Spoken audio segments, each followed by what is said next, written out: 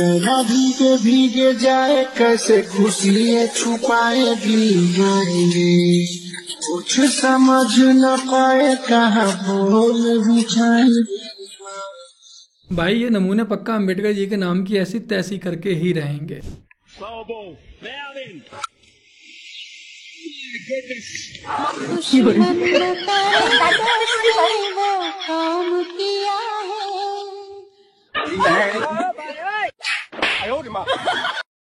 तो राम राम मेरे प्यारे भाई बहनों की हालचाल मजा में एक बार फिर से आप सबका स्वागत है अपने चैनल द पेट्रियट ऑफिशियल में। और मैं आपका भाई दुर्गेश लेकर आ चुका हूँ एक और नई वीडियो।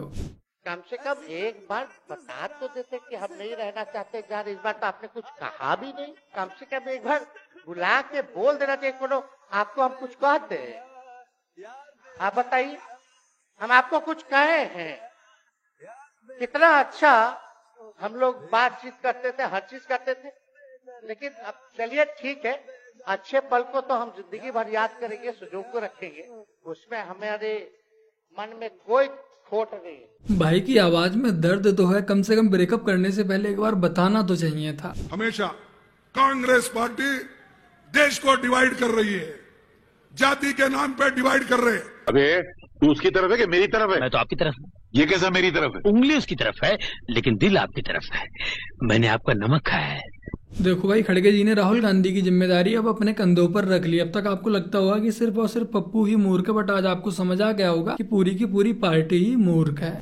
अगर ईवीएम सच में हैक हो सकता है तो 22 दल का दलदल बनाने से अच्छा एक हैकर क्यों नहीं ढूंढ लेते, या इसके भी लायक नहीं हो चमचो। बात तो सही है कि अगर तुम्हारे अकॉर्डिंग ईवीएम हैक हो जाती है तो कम से कम एक हैकर ही हायर कर लो। आप जानते हो इनको? मतलब मैं इन पे एक दो बार एक्सप्लोर में देखा है। ऑलराइट, तो फॉलो करते हैं। आप फॉलो नहीं करते। इन्होंने कहा कि स्टॉक करते हैं। आप स्टॉक नहीं करता। एक्सप्लोर पे तो 50 लोगों की फोटोज आ जाती हैं, गधे घोड़े भी आ जाते हैं। अच्छा तो मैं गधी लग रही हूँ यहाँ? नहीं, मैं बेचारी खुरफी जावेद के साथ ये ठीक नहीं हुआ। हमारी कौम की लड़कियों को न जाने आजकल क्या हो गया है। हिंदू लड़के के राब्ते में रहती हैं, अस्तगफिरुल्लाह। यही नहीं, शादी भी कर लेती हैं, लाहौल बिला कुव्वत। हाय बेबी, लाइव हो क्या? राधे बहुत सही दीदी, खुद के लिए तो आपने एक नेक बात सही राह चुन ली, बट अपने मजहब की लड़कियों को क्यों भटका रही हो? बहुत ही गलत बात है। दोस्तों, पाकिस्तान से सीमा हैदर आई तो मैं बहुत दुख हुआ। मैं कि जब लप्पू सो सचिन सीमा हैदर ला सके तो मैं क्यों नहीं ला सकूं? बात तो सही है। यही बात पे तुम सबके लिए मैं भी लेके आ रही हूँ तुम्हारी भाभी रहमा। अबे साले, ठीक है नी? एयरपोर्ट पे स्वागत की तैयारियां करो। राम राम तो कर ले। राम राम। दिल पर लग गई भाई की ये बात कि जब लप्पू सा सचिन सीमा हैदर को ला सकता है तो वो क्यों नहीं ला सकता। आपने इसको रखा हुआ है ये काम के लिए? तुमको रखा है इसने क्या काम के लिए? ये पालने के लिए? कति सैलरी दिन्छ? 3000 दिन को 300, 9000 महीना को 9000। बेकारी नहीं है। चमचे कह रहे हैं कि आज रोजगार नहीं है, बट यहाँ तो भिखारी भी रोजगार दे रहे हैं। मंथली सैलरी 9000 दे रहा है, तो भिखारी इतने रुपए कहाँ से दे पा रहा है? क्योंकि देश ग्रोथ कर रहा है, देश की जनता ग्रोथ कर रही है, पैसे कमा रही है। तो जब देश की जनता पैसे कमा रही है तो भिखारी को भी ठीक ठाक पैसे मिल ही जाते हैं। नैना भीगे भीगे जाए कैसे खुशी छुपाए राम आएंगे, कुछ समझ न पाए कहाँ फूल बिछाए राम आएंगे। देखो यही अंतर है एक कन्वर्टेड मुस्लिम में और एक ओरिजिनल मुस्लिम में। बड़ी बड़ी बिल्डिंगें बनाने के लिए बहुत सारी किताबें पढ़नी पड़ती है, और उन बिल्डिंगों को उड़ाने के लिए सिर्फ एक ही किताब काफी है। किताब तो जानते ही होंगे। अगर आप लोग जानते हैं कि वो कौन सी किताब है तो कृपया करें कमेंट सेक्शन में मुझे बताने का कष्ट अवश्य कीजिएगा। भाई भाई भाई भाई सुनो, सुन मैं आपको देख के समझ गया कि आपको अपनी जिंदगी से प्यार नहीं है, लेकिन इन बच्चों की क्या गलती है? आप स्टिंग कैसे घुमाओगे मेरे भाई, ये तो बता दो मुझे। और हेलमेट भी तो नहीं है आपके पास। भाई इतने बंदे क्यों बैठे हुए हो आप? 1 2 3 4 5 बंदे बैठे हुए यार, इतना सामान तुम ले रहे हो यार। तुमने तो जिंदगी इन बच्चों की भी खराब कर दी अपने साथ साथ में। अगर इनको कुछ हो गया उसका जिम्मेदार कौन होगा भाई? सामान देख लो दोस्तों, और एक छोटा बच्चा पीछे भी है। अबे जब अल्लाह ने 2-2 बीवियां दे दी, 6-6 बच्चे दे दिए, तो कम से कम अल्लाह से एक कार भी मांग लेते। काहे बच्चों की जिंदगी को खतरे में डाल रहे हो? प्रशासन को ऐसे लोगों पर सख्त से सख्त कार्रवाई करनी चाहिए। लोगों का सिर्फ चालान ही नहीं काटना चाहिए, इनकी गाड़ी भी सीज करनी चाहिए। एक शहीद जिसको शहीद का दर्जा मिलेगा और दूसरा अग्निवीर का शहीद। समझ में नहीं आ रहा है किसी को, समझ में नहीं आ रहा।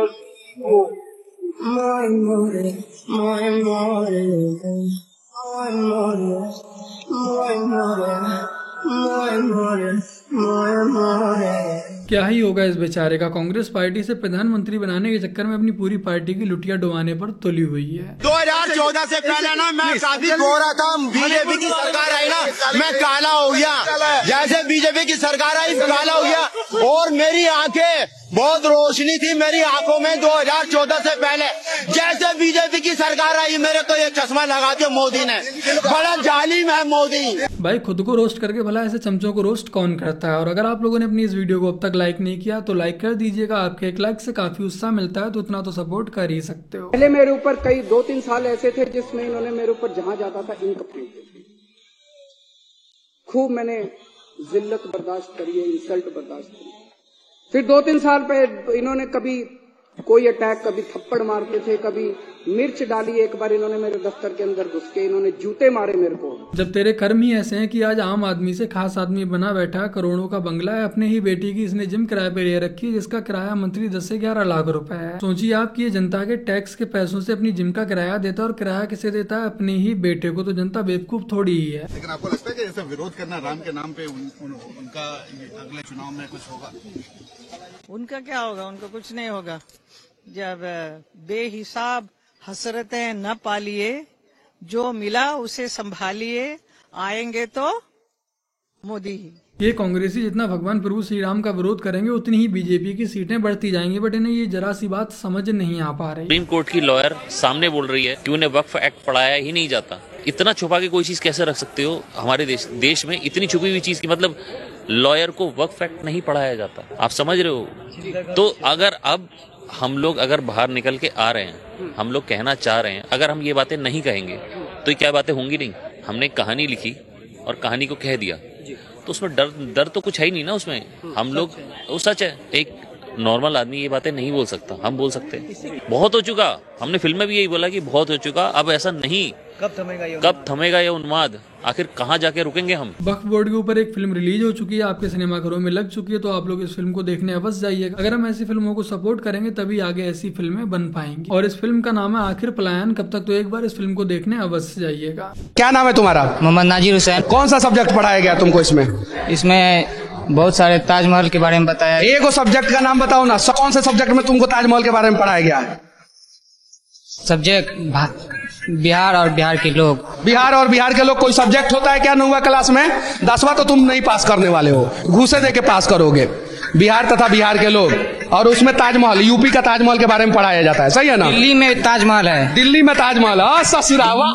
देखा आप लोगों ने, ये है मदरसों की शिक्षा। और हमारी सरकारें हमारे ही टैक्स के पैसों से इन मदरसों को न जाने कितने करोड़ों रुपए की सब्सिडी देती हैं। सरकार को इन मदरसों को बंद करना चाहिए। मदरसों की जगह पे अच्छे स्कूल व कॉलेज बनाए जाने चाहिए। सर, बात करने का पर्पस आपसे है कि अबुधाबी के अंदर की बात कर रहा हूँ, वहाँ पर सर दुनिया का सबसे बड़ा मंदिर बनाया गया है।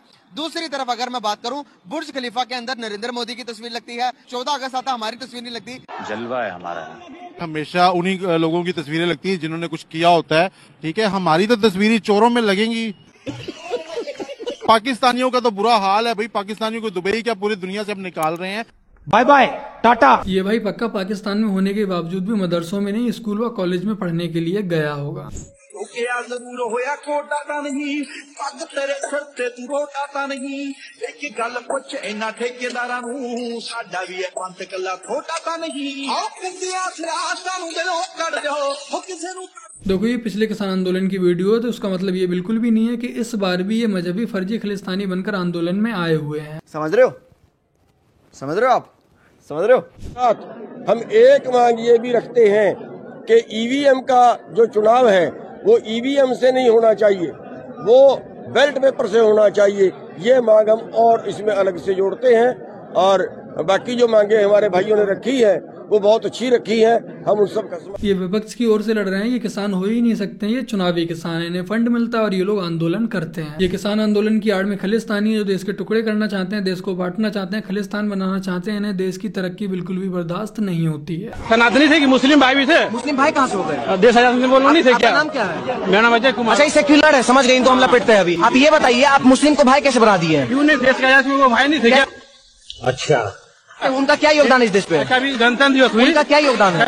क्या बोला था? हिंदू मुस्लिम सिख ईसाई। ये तो हम नहीं आज पढ़े हैं। नहीं पढ़े नहीं पढ़े, आपको पढ़ाई नहीं किया? ना ये सब नहीं पढ़ते। हिंदू मुस्लिम सिख ईसाई क्या क्या, सुनिए आपको बताते हैं। लेके चलेंगे देश को नहीं। आप ये बताइए, मुस्लिम का इस देश में क्या योगदान है? बताइए, क्यों नहीं है? बताइए ना क्या योगदान नहीं है। अरे बताइए तो। एपीजे कलाम राष्ट्रपति, एपीजे अब्दुल कलाम भगवत गीता लेके चलते थे, क्या बात कर रहे हैं? इस देश में मुस्लिम भाई कैसे हो गए सर? इसी देश में अगर आप बोल रहे हैं कि मुस्लिम भी जो है हमारे लिए लड़े थे इस देश में, तो भाई इस देश में सब हिंदू मुस्लिम सब लोग लड़े थे। ठीक है, आपको बताते हैं, हिंदू अपना आज तक देश नहीं मांगा, ठीक है, सिख अपना आज तक देश नहीं मांगा, ईसाई अपना देश नहीं मांगा, ठीक है, लेकिन मुस्लिम अपना देश लेके चले गया पाकिस्तान। तो इसीलिए आपको कहना चाहते हैं, मुस्लिम हम लोग के लिए नहीं लड़ा था, अपना देश पाकिस्तान लेने के लिए लड़ा था। आज तक हिंदू पत्थरबाजी किया है इस देश में, मुस्लिम किया, तो फिर मुस्लिम को भाई कैसे बना ले? गाय आप आज तक खाए है लेकिन मुस्लिम खाता है तो भाई कैसे बना ले?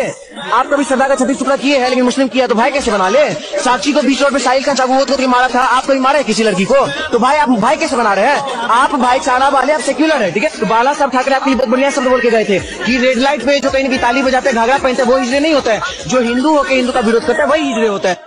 आशा करता हूँ कि इस भाई के आज सेकुलरिज्म का भूत उतर गया होगा। शर्मसार घटना है, क्योंकि आज के टाइम पे भी महिलाओं के साथ में इस तरीके का व्यवहार होगा कि आप जिस तरीके से हमने वो बंगाल उन्होंने अपनी भाषा में बोला, जो यहाँ की भाषा है वो पूरे देश को समझ नहीं आई है, लेकिन जो एक्चुअल में हम देखेंगे वो एक शर्मसार करने वाली घटना है कि कोई भी लड़की, कोई भी महिला उनको पसंद आती थी वो ले जाते थे, और यहाँ का एक पॉलिटिक्स का, ये राजनीति का ये स्तर गिर जाएगा कि आप महिलाओं को यूज करेंगे और उसके बाद में उनको यूज करने के बाद में आप हटा देंगे। तो इस तरीके से नहीं चलता, इतनी घटिया राजनीति नहीं होनी चाहिए। और एक कहेंगे कि यहाँ की मुख्यमंत्री खुद एक महिला है, नाम ममता रखती हैं लेकिन दिल में ममता नाम की चीज नहीं है।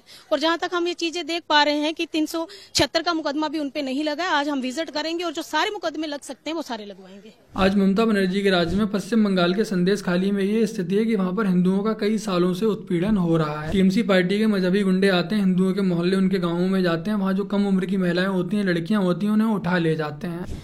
ये जो 3 साल का बच्चा, चाहे 4 साल का, 14 साल की बच्ची, 70 साल की लेडी, कोई नहीं छोड़े जाते, कोई नहीं रेप के लिए छोड़े जाते। ये सच्चाई है, आज भी पश्चिम बंगाल में ये सच्चाई है। अगर आप बीजेपी के कार्यकर्ता की पत्नी हो तो बस आपको गैंगरेप तो करेंगे ही करेंगे, उसके ऊपर जाके थाने में बैठ के आप केस लिख ही नहीं पाएंगे। वहां आपको सबके सामने कहना पड़ेगा कि केस तो लिखेगा नहीं पुलिस। आप 15, 16, 17 जब तक हम आंदोलन करके भर भर के लिस्ट में आपको दे दूंगी, आप चाहे तो, मतलब एक हफ्ते में 3, एक दिन में 4 रेप, मॉलेस्टेशन, गैंग रेप। आप लोग पूरे भारत में एक निर्भया, हमारे वहां पश्चिम बंगाल में कितने निर्भया आए गए, मर गए, रो के परिवार थक गए। मतलब प्रेग्नेंट वेमेन तक नहीं छोड़ी जाती, डिसेबल्ड वेमेन तक नहीं छोड़ी जाती। मैं अप्रैल की बात कर रही हूं, मई की बात कर रही हूं, अगस्त की बात कर रही हूं। कुछ मतलब आप लोग को इलेक्शन के खबर दिखते हैं, बाकी खबर आप कहां जानते?